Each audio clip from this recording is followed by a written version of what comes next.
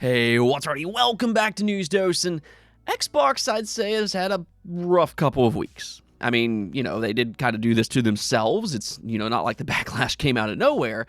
But now their situation just got worse because a former Xbox employee is now calling them out. Yeah, so stick around and we'll get into all of that, as well as the PlayStation 6, because yet again, we are starting to hear about next-generation consoles. Now, are fans actually excited about the idea of that? I'm not entirely sure just yet, but we will talk about that as well. First, though, I do want to thank my supporters on Patreon and on YouTube memberships. Thank you just so much for what you do, and you will receive this video through early access. Let's go and get right into things, though, starting off with Battlefield 6, because it has had an absolute behemoth of a launch. Its concurrent count debuted at 747,000 players on Steam. Now, this is not even a weekend yet, so it could actually grow even more. And yeah, I mean, we're likely talking about a multi-million seller already, and just to put that into perspective, 747,000 concurrent players is actually the 14th highest on Steam of all time. And, importantly, it's also higher than its biggest competitor, being Call of Duty. Now, to be fair, Call of Duty is more of a console-centric franchise, but at the end of the day, Battlefield is back in a major way, and really, I hope they continue this. I don't believe Call of Duty is necessarily in a great state right now, and the thing is that their developers have kind of become overconfident. Earlier this year, reportedly, they said that they weren't concerned about Battlefield 6 because, in their eyes, Call of Duty is just too big to fail against Battlefield. So, as soon as I heard that, I'm just kind of like, yeah, I'd like to see them come back to earth a little bit, but I mean, we'll see what happens with all this. Call of Duty will be out next month, and it'll be interesting to kind of compare its numbers to Battlefield 6. Either which way, though, big congrats to EA, and more importantly, big congrats to Battlefield fans. I know it's been a long time, but it looks like you do have a good one here, and I hope it's worth the hype. Now, we also got an interesting update for Metaphor Fantazio. Atlas is set to air a one-year anniversary stream actually tonight at 9 p.m. Pacific time. And if you really like Metaphor Fantazio, which, I mean, a lot of people do consider it an all-time great JRPG, so if you're among that crowd, well, they are teasing a special message of sort. So, I mean, it very much sounds like there will be some kind of reveal, though what that secret reveal will actually be, it's hard to say. I mean, it could be DLC, maybe an expansion, or even an updated, re-released version. I mean, this is Atlas after all, and that's kind of their thing. If you look at the Persona franchise, they like their updated re-releases. There was Persona 3, and then there was Persona 3 FES. There was Persona 4, and then there was Persona 4 Golden, and of course they did the same thing for Persona 5 and Persona 5 Royal. So they could very much do the same thing with Metaphor Fantazio and another updated re-release, but personally, my hope here is that we'll get an announcement for a Switch 2 version, which I think would be absolutely amazing. I do prefer JRPGs on handhelds, and I just think that this would be a perfect fit for the Switch 2. Now, unfortunately, if it does exist, then it'll probably be a game key card, but I mean, either way, we'll see what happens tonight, and if you miss it, of course, I'll keep you posted. Now, we also got some updated numbers for Ghost of Yotei, and this has been a really big talking point online. A lot of people want to know how this game is doing because, for whatever reason, Sony has yet to reveal its official numbers, which, I mean, does kind of seem a little bit odd coming from Sony out of all companies. Typically when it comes to their big releases, if they have a lot of success, Sony likes to make that loud and clear. That has not been the case for Ghost of Yotei, though, which has some people wondering if maybe it underperformed. Well, thanks to Famitsu, we do have some numbers from Japan. For its first week, it sold just a little bit over 120,000 physical copies.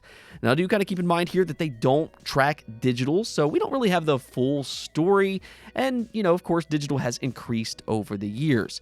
But at first glance, this is quite a bit lower than Ghost of Tsushima's debut, which eclipsed 210,000 units for its first week in Japan. Now, the thing is that this also aligns with Alinea Analytics. Their estimation is that Yotei has so far sold 1.6 million units for its first week, which again is significantly lower than what Ghost of Tsushima did during the same time frame. Back in 2020, Sony announced fairly quickly that Tsushima sold 2.4 million units in its first 3 days, and that it was their fastest selling new IP for the PlayStation 4.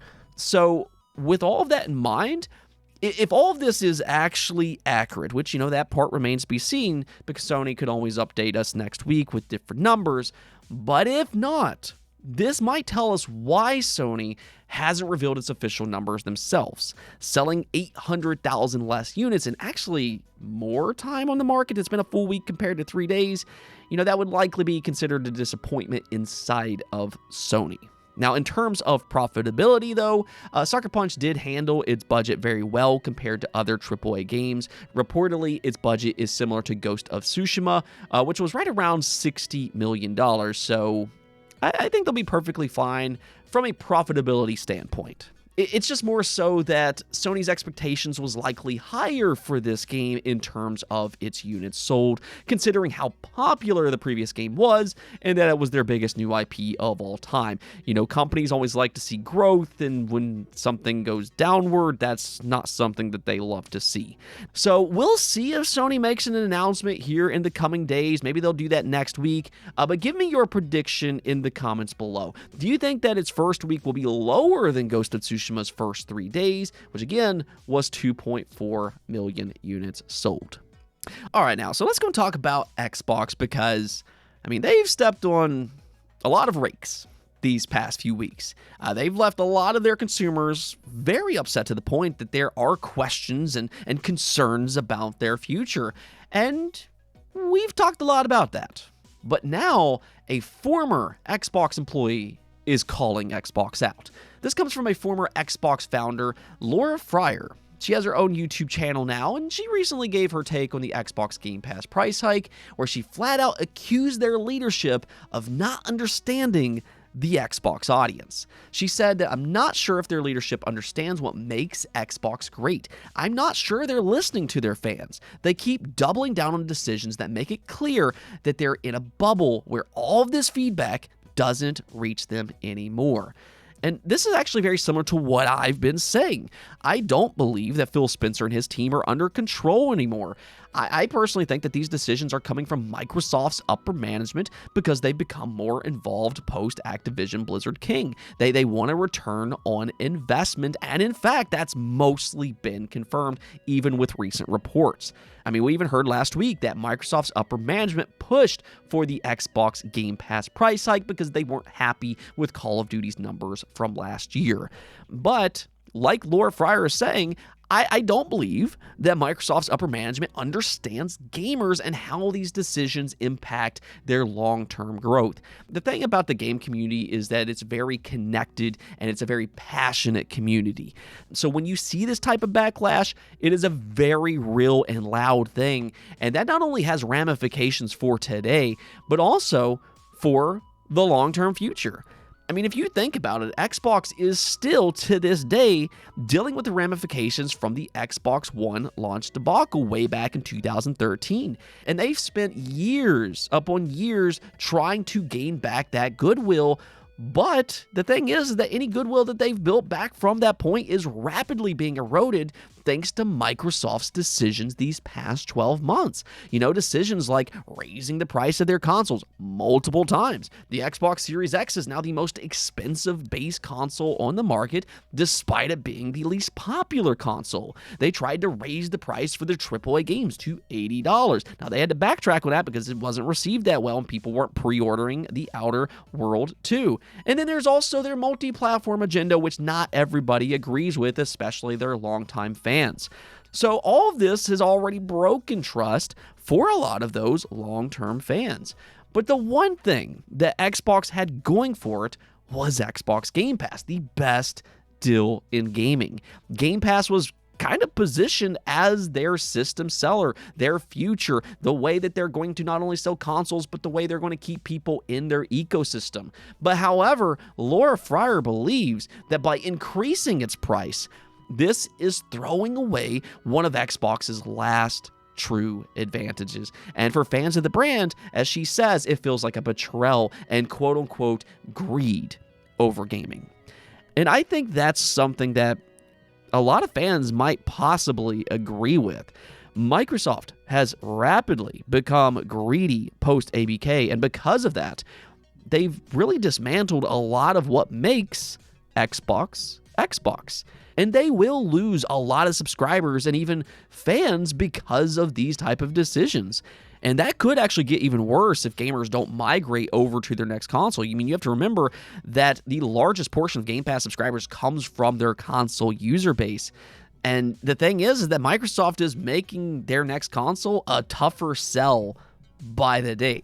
I mean, right now, the biggest selling point is if it has Steam or if it doesn't. So, I mean, I think you can make a very real argument that a lot of their decisions have been short-sighted. But again, I think that's because they don't understand the gaming market. All Microsoft's upper management sees is that Activision cost them $70 billion, and they're looking to get a return on that investment at all costs possible. The big question, though, is are they being too short-sighted? So that's what I'm going to ask you all today. First off, do you agree with Laura Fryer? Do you think they've chosen greed over gaming? And also, do you believe these decisions will be better for Xbox's future, or do you think that this is all just too short-sighted? So I really want to hear y'all's opinions on this and how you feel about Xbox's future. Now, speaking of the future, though, we are once again hearing about the PlayStation 6. Of course, yesterday, Sony themselves opened up about the PlayStation 6 and different technologies that it will use.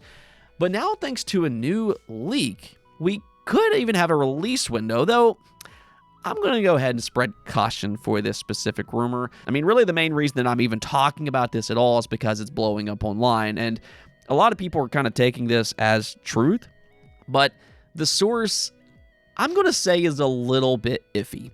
So this comes from Kepler L2, which technically, I mean, he has gotten some things correct in the past, but at the same time, he was also debunked just earlier this week for spreading false information about Xbox.